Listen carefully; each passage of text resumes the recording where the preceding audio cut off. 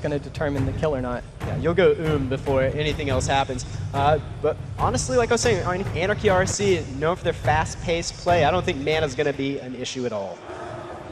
All right, so on the top left-hand corner of your screen is going to be the team of Anarchy Roc. Top right is going to be Team EG. And these are the comps that we figured these teams were playing. Of course, the WLS, Warrior Lock Shaman. And the Shaman is going to be Resto in that setup. And of course, Team EG, again, playing Shadow Play, which was coined a very long time ago. Oh, yeah. It's really been a staple for those two casters. Warlock and Shadow Priest have been able to fit into that composition for a while now. All right, so what we're going to do is let's follow Talbottar out of the gate straight from the beginning, because it's great to see him bounce back and forth between playing offensive as a Shadow Priest and defensive. Yeah. Let's get pumped. He's ready for some round 2 action here. Come on, Team EG versus Anarchy Roc.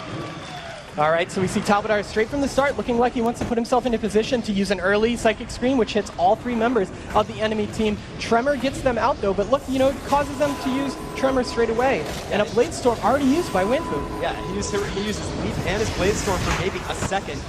Just a positioning thing I see to get into range of Talbottar. He's taking a lot of damage. Talbottar's Stomp is already now, like you said, he's already used it. And their Seakai peeled with that Death Coil and he's taking tons of damage. Alien Jack's caught into a big fear, no Tremor to get him out. He's forced, maybe Trinket, I don't know, he's out of it now. And he's trying to get his way back over Pillar and get CK back up, and they're just having to retreat while Wanfu takes so much damage. All up in the face of Talbottar and Zale. Talbottar and Zale literally in base-to-base contact with him just look at how much damage is coming out onto Wanfu right now. Shamans do so much healing when they're low, but man, when he has to pick 2 people up back-to-back, we see that he's going to be able to heal him because of the Earth Shield on him. Lots of heals are coming out onto Wanfu. You can just see the numbers scrolling across the screen. Yeah, but this is almost a ridiculous situation for Alien Jacks to be in. To expect to be able to ignore all the CC or get out of it from Team EG is really unrealistic at this point. There you see that Hex. He's not going to do too much healing.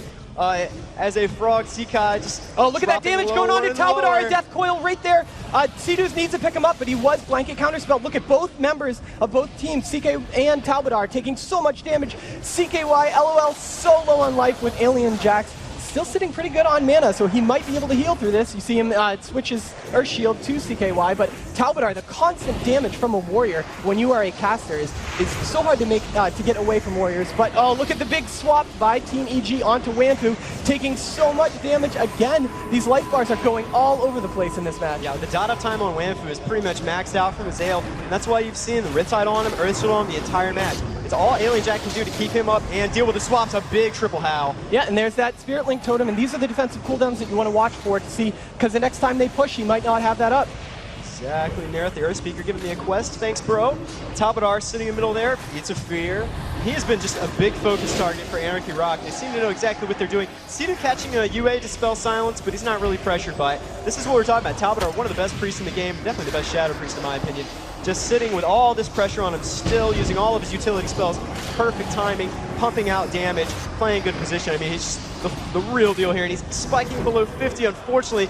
But Seakai caught into a fear there at about half health. Wanfu, dots have fallen off Wanfu, and it looks like Alien Jack's gonna be able to get him back up. This is gonna be a good turning point for Anarchy. Talbottar is still in trouble, down to half health. And but look at the amount of mana that Seedus has. It's not very much right now.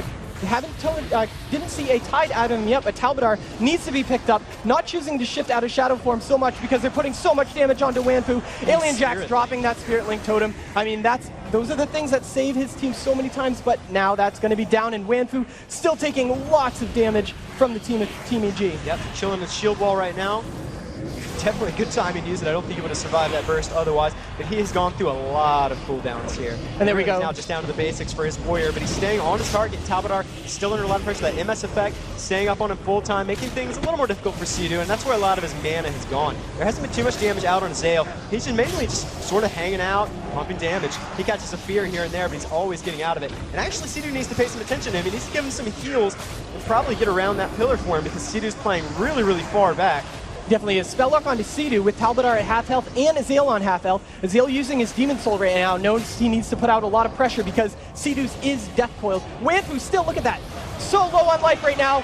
The dance is coming out of CKY to stop as much damage as he can, and Wanfu goes down. Yep, even with the Rage Regeneration, all that healing coming in, you know, Team EG just finally lined up on him and put all the damage down. Oh yeah, and the big thing, look at those wings. That's when you know a Shadow Priest is serious. Yeah, and just did not have that shield wall. He did not have any real big defensive cooldowns. Rage regeneration doesn't mitigate any damage, and the health gain is pretty negligible in the face of Warlock damage and Shadow Breeze. Definitely. One of the things we didn't see very much out of Talbadar, and it looked like it paid off. He wasn't switching out of Shadow Form at all. Yeah, he was just throwing some absorbs, but not really stressing his mana pool at all. And the damage numbers, this is how you can tell. Yeah. I mean, look at the Warlock damage difference right there. It's pretty much a double. Azael pumping out basically double damage from Psych. So I think that made a bit of a difference. It definitely did. And late game, you can tell which Warlock has been keeping up his dodge, and that's the big thing. That was the big difference I saw in those two Warlocks, is Azael was constantly casting that UA every single time he had an opportunity, instead of just relying on the Soul Swap to spread it. Yeah, and we saw the uptime on Wanfu, like I said, was pretty much just the entire match, and it kept Wanfu sub 50, making him a target the entire time. Put a lot of pressure on Alien Jax. I'm curious what they're going to change, if anything, going into this match, or maybe Ruins was just kind of rough for them, or... I mean, at this point, with that match being so close at that point, because they made Sea-Doo use a couple cooldowns here and there, like the Spirit Link Totem and stuff, and that really saved his team. But there were many times during the match when Sea-Doo was low on hit points, Azael was low on hit points, and Talbadar was low on hit points. Yeah, I see more swaps in map 2, for sure. For Anarchy Roc, if they want to take this, they're going to have to swap onto Sea-Doo. But that's why I was saying Sea-Doo always plays some of the best positioning as a healer. He's never around when you want to hit him. And that's kind of a good way to be as a healer. He's always max range from his teammates, but he's always perfect timing to get in there for that Spirit Link Totem. Very, very good coordination for them. Anarchy Roc needs to disrupt that. They need to get in the middle of that big triangle they set up, where Talbadar and Azael are just standing there tanking tons of damage, pumping out shadow damage like it's nothing to them, and Sea-Doo is comfortably healing from the sidelines. Anarchy Roc needs to get in Sea-Doo's face in a real big way and force him to play to his full potential, because that's the only way you're going to get him to make a mistake. Oh, definitely. It looks like, stopping the damage from the Shadow Priest was also a great choice. Every time that he stopped to cast a Mind Blast, he was having some trouble getting those off. But that's just a burst issue. I think there was more sustained damage coming from Azael than perhaps they had counted on. And when you stop the burst from your Shadow Priest, that helped them out quite a bit. But perhaps more pressure on Azael would have been the right way to go. Oh, definitely. Well, I mean, the Warlock, that's always a big decision, to train the Warlock versus train the Shadow Priest. Maybe not train the Warlock. Maybe just, force him to portal at least, get some cooldowns off of him so he's not just standing there chain casting on you. All right, I'm going to send both teams in right now. Do it. Because I want to see this next match. 1-0 currently for Team EG over Anarchy Roc right now. Yeah, and that's good because, Team EG lost their first round robin match, which was unexpected. It definitely was. I mean, it's the kind of thing, obviously, you can't count out any team at this level whatsoever. We haven't seen much from Anarchy Roc in the past, though. Like I said, you told me that, and then I was like, oh, where are they from? Oh, South Korea. All right, instantly believable. All right, so our second round is going to be on the Ring of Valor, which is a map that has undergone so many changes. Fire's gone, pillars change around a little bit.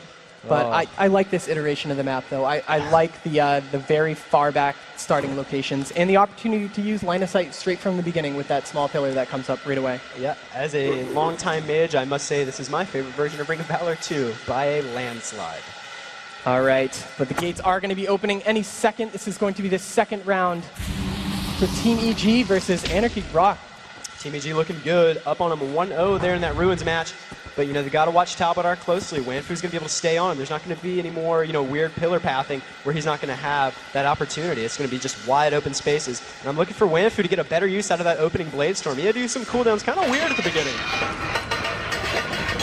Things underway. Already a better start here for Anarchy Roc.